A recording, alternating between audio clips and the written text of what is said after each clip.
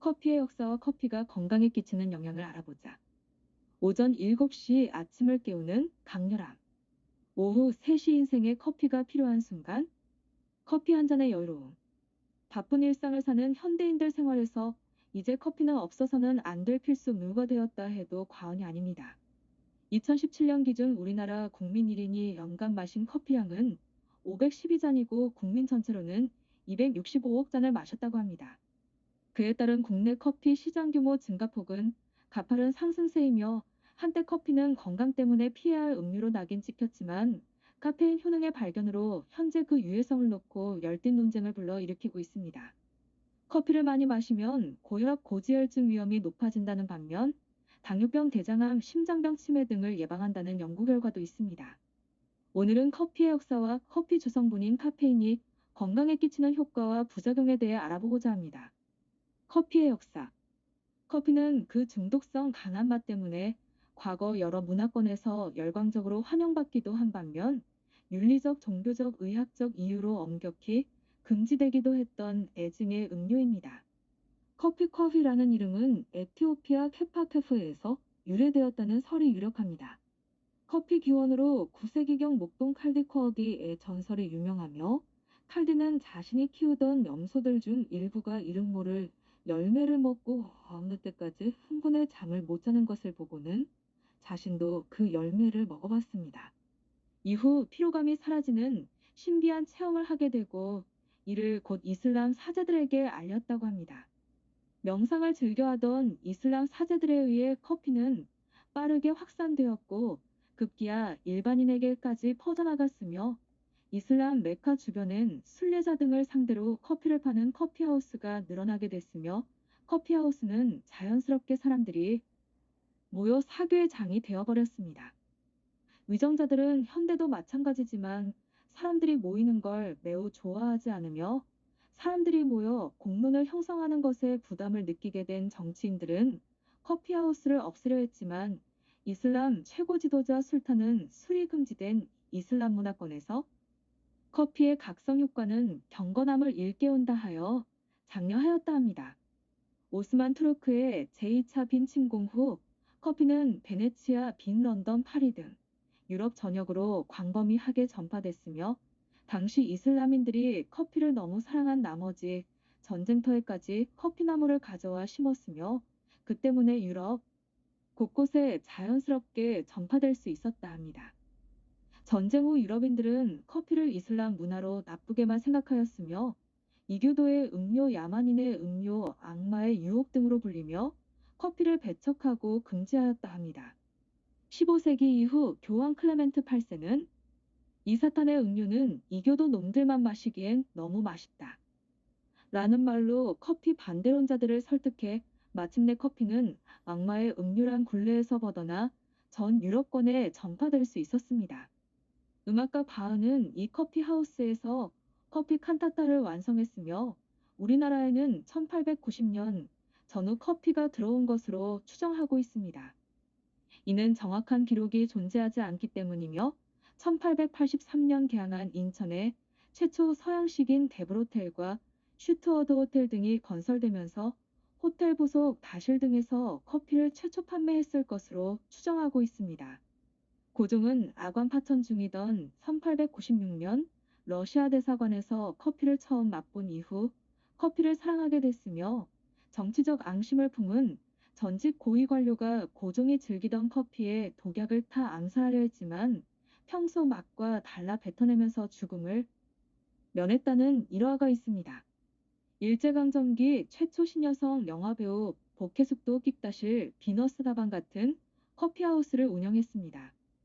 성우, 가수, 영화배우 등 다방면에서 활동하던 그녀가 다시를 운영했던 이유는 다른 여배우들보다 못생겨서 생활비 마련을 위해서라 합니다. 이후 625 이후 미군 원조 물자 중 커피가 포함되어 전국적으로 급속히 커피 소비가 늘어난 후 오늘에 이르고 있습니다. 카페인 효과. 카페인은 알칼로이드의 일종으로 커피 주성분이며, 운동을 위해 먹는 부스터 카페인은 브라질 대표 과일 과라나에서 추출한 것을 주로 씁니다. 카페인을 처음 발견한 사람은 독일 과학자 프리들리프 페르디난트 룬게입니다. 룬게는 친구인데 문호 괴테가 선물해준 아라비카 커피콩으로 연구를 하던 중 카페인 성분을 찾았다고 하며 세계보건기구는 국제질병분류에서 카페인을 중독물로 따로 지정하지는 않고 있습니다. 카페인은 냄새가 없고 쓴맛인 흰 분말 화합물로 물에 잘 녹으며 카페인은 간에서 대사되어 테오브로민 테오브람은 파라산틴 파라센텐 시테오필린 티오파이올리 등으로 바뀝니다. 카페인은 뇌를 깨우고 몸을 흥분시켜 각성 효과 가져오고 체내 작용해 산소 공급을 증가시켜주며 신경 전달을 활성화하고 근육 자극을 강하게 하며 심장을 빨리 뛰게 하고 혈관을 확장시켜 호흡을 깊게 하는 등 신진대사를 높임으로 스트레스를 완화시켜 기분을 좋게 하게 됩니다. 카페인 하루 권장 섭취량은 성인 400mg, 임산부 250mg, 청소년 2.5mg 체중이며 카페인 10g, 1000mg 을 한 번에 먹으면 사망할 수 있습니다. 이건 커피백에서 120잔을 한 번에 먹는 수준으로 건강한 성인은 카페인 섭취 후 6시간이 지나면 섭취한 카페인의 1, 2 분해되어 몸 밖으로 배출됩니다. 항산화 물질 커피에 들어있는 물질은 카페인을 포함해 약 1000여 가지이며 커피에는 아직 밝혀지지 않은 물질을 포함한 항산화 물질이 있습니다. 항산화 작용 인체는 운동 또는 스트레스를 받으면 활성산소를 만들며 체내 남아도는 활성산소는 정상세포를 공격해 세포를 노화시키거나 각종 질병을 만들게 됩니다. 커피 속 클로로겐산과 멜라노이드 같은 폴리페놀은 활성산소와 결합해 활동을 억제시키는 항산화 작용을 합니다. 폴리페놀 폴리페놀은 식물성 화합물로 인체에 항산화 효과가 큰 화합물이며 커피뿐만 아니라 채소, 과일 등에 다량 함유되어 있고 종류도 다양합니다. 커피엔 포도주의 3배, 홍차의 9배나 많은 폴리페놀을 가지고 있다고 합니다. 콜레스테롤 커피는 콜레스테롤과도 깊은 관련이 있으며 커피 자체에는 포화 지방산도 없고 콜레스테롤도 없지만 카페스테롤 카페스테롤이라는 물질이 있습니다.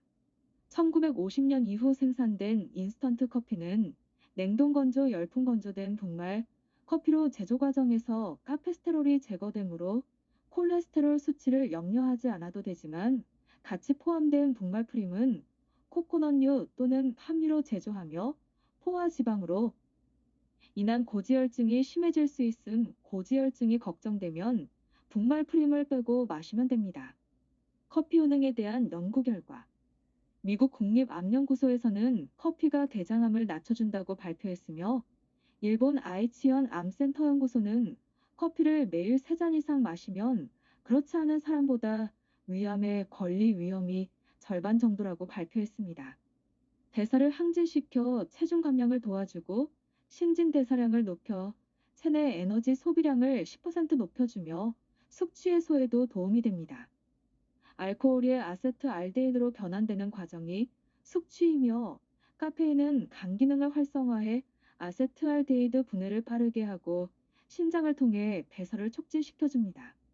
현재까지 다양한 연구로 커피는 대체로 인체에 무해하거나 유익하고 적당량의 커피는 대장암과 유방암 담석을 예방하고 당뇨 심장병 발병을 낮춘다는 결과를 얻게 됩니다.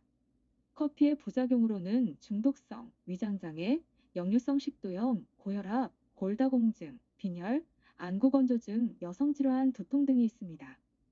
마지막으로 에티오피아에서 커피는 단순 농산물이 아닌 신께 경배를 드리는 제물이자 귀한 손님을 맞아 감사의 마음을 표하는 선물입니다. 그래서 에티오피아인들은 매일 일터로 향하기 전 3잔의 커피를 마시고 가족과 포옹으로 인사한다고 하며 이것을 분나 세레모니라고 합니다. 구독자분들도 매일 가족 및 직장 동료들과 하루 일과를 시작하기 전 향기로운 커피향과 함께 분나 세레모니를 해보는 건 어떨까요? 긴 영상 시청해주셔서 감사합니다. 구독과 좋아요는 저에게 큰 힘이 됩니다.